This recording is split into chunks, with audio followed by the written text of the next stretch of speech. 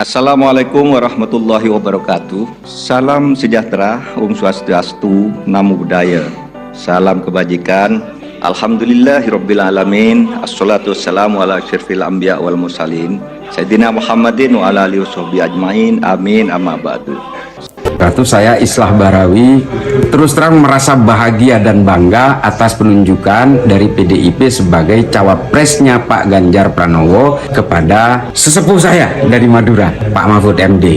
Kalau kita mau melihat sosok yang punya integritas, perjuangan terhadap negara ini demi tegaknya hukum, demi upaya-upaya untuk menghilangkan berbagai tindakan-tindakan kejahatan koruptif di negara ini, maka saya sangat bangga untuk mendukung Pak Mahfud MD. Seluruh masyarakat Indonesia yang masih berharap untuk tegaknya hukum di seluruh Indonesia, maka mari kita dukung Pak Mahfud MD. Pak Mahfud MD adalah sosok yang pernah berkarir di legislatif, di eksekutif dan juga yudikatif, dan beliau punya rekam jejak tidak pernah punya kejahatan apapun dalam jabatan-jabatannya. Oleh karena itu, beliau adalah orang yang tidak pernah punya kejahatan masa lalu. Beliau juga tidak punya beban masa lalu, dan juga apa yang menjadi beban beliau hanyalah masa depan Indonesia. Mari kita bantu Pak Mahfud untuk mewujudkan berbagai keinginan masyarakat di Indonesia menjadi pemerintahan yang bersih, melawan korupsi, dan juga penegakan hukum yang betul-betul merata, tajam ke segala arah, tidak tumpul juga ke segala arah. Oleh karena itu, mari kita dukung Ganjar Mahfud. Insya Allah dengan ridho Allah Subhanahu wa Ta'ala, langkah kita dalam mewujudkan Indonesia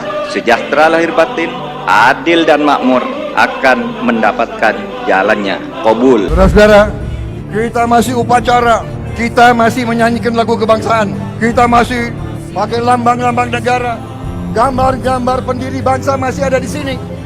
Tetapi di negara lain, mereka sudah bikin kajian-kajian di mana Republik Indonesia sudah dinyatakan tidak ada lagi tahun 2030. Mereka ramalkan kita ini bubar. Elit kita ini merasa bahwa 80% tanah seluruh negara dikuasai 1% rakyat kita, nggak apa-apa. Bahwa hampir seluruh aset dikuasai 1%, nggak apa-apa. Bahwa sebagian besar kekayaan kita diambil ke luar negeri, tidak tinggal di Indonesia, tidak apa-apa. Ini yang merusak bangsa kita, saudara-saudara. Semakin pintar, semakin tinggi kedudukan, semakin curang, semakin culas, semakin maling. Tidak enak kita bicara, tapi sudah tidak ada waktu untuk kita pura-pura lagi. Statement tegas Adian Napitupulu, jangan pilih capres, sebut Indonesia bubar 2030. Prabowo semakin ketar-ketir nih. Hari ini kita uji. Bagaimana mengujinya? Dengan memeriksa rekam jejak masing-masing calon. Jangan pernah percaya kalau kemudian ada yang berjanji, saya tidak mau melakukan kekerasan terhadap rakyat, tapi dalam proses hidupnya, dalam rekam jejaknya, hidupnya berlumuran dengan darah, tangannya penuh kekerasan. Tidak mungkin. Memeriksa rekam jejak masing-masing adalah ujian awal dari janji-janji yang mereka sampaikan. Di sini saya ingin mengingatkan kembali kepada kita semua, para pendukung Jokowi yang berdarah-darah di Pilpres 2014 dan 2019. Tujuan apa sebenarnya kita dulu mendukung Jokowi? Tujuan utama kita dulu mendukung Jokowi adalah mencegah rezim Orde Baru untuk berkuasa kembali. Tetapi yang banyak pendukung Jokowi lupa, Prabowo tetaplah seorang Prabowo yang punya ambisi besar untuk menjadi orang nomor 1 di negeri ini. Ya, Adian Napitupulu membuat satu statement yang menohok. Dia meminta masyarakat jangan pilih pemimpin yang pernah menyebut Indonesia berpotensi bubar pada 2030. Apakah kita mau melihat Indonesia bertahan 100 tahun, 200 tahun, 300 tahun, sampai 1000 tahun lagi? Jangan pernah memilih pemimpin yang pernah mengutip mengatakan Indonesia bisa bubar Ganjar 2030. Jangan, kata Adian. Waduh, yang joget-joget itu bisa-bisa berhenti joget dan kesan gemes berubah jadi galak karena tinju meja sampai hancur berantakan. Dia mau Indonesia tanpa kekerasan, tanpa korupsi, dan tidak berlaku diskriminatif. Dia mengatakan dalam politik setiap capres akan mengumbar janji pada saat kampanye untuk menarik minat masyarakat mendukungnya.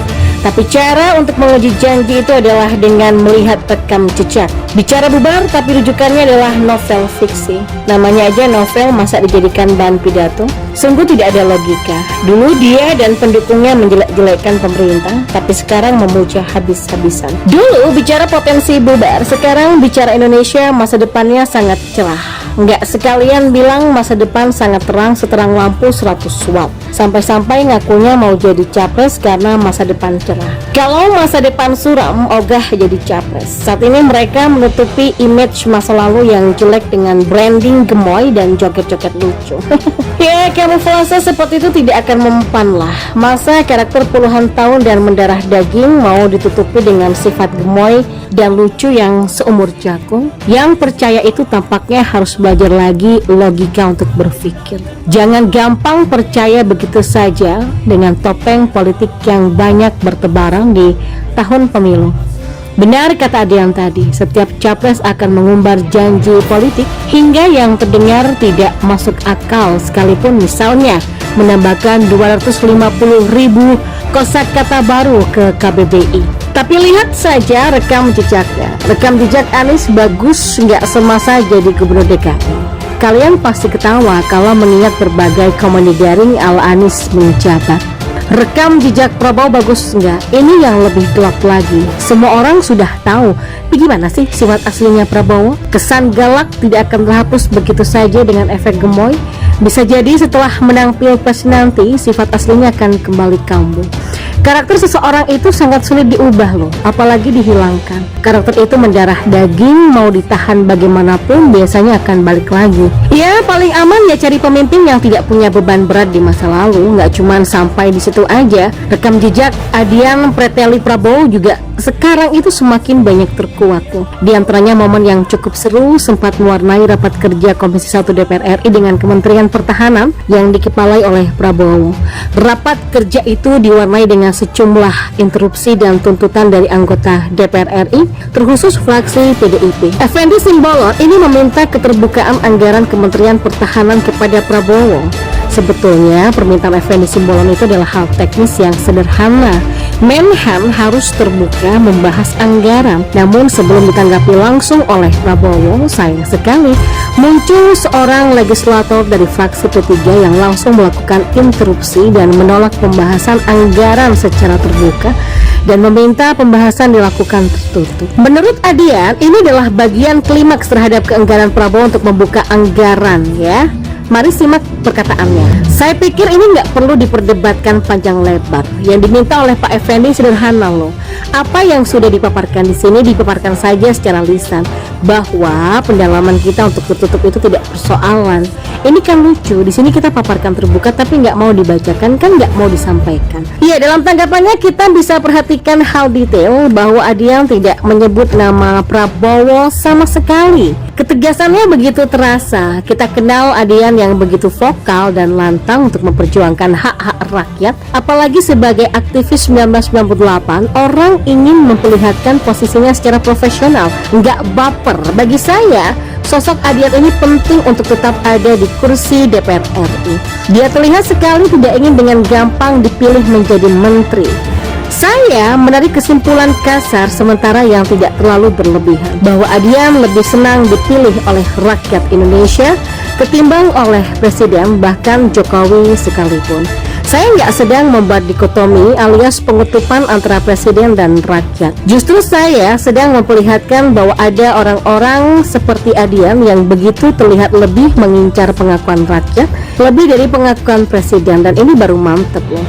Justru hal ini menjadi sindiran keras dari sikap Adian bagi para menteri-menteri Jokowi yang ada sekarang ini. Para menteri Jokowi ini merupakan pilihan presiden, artinya pengaruh-pengaruh internal di dalam tubuh pemerintahan pasti berperan dalam penentuan menteri.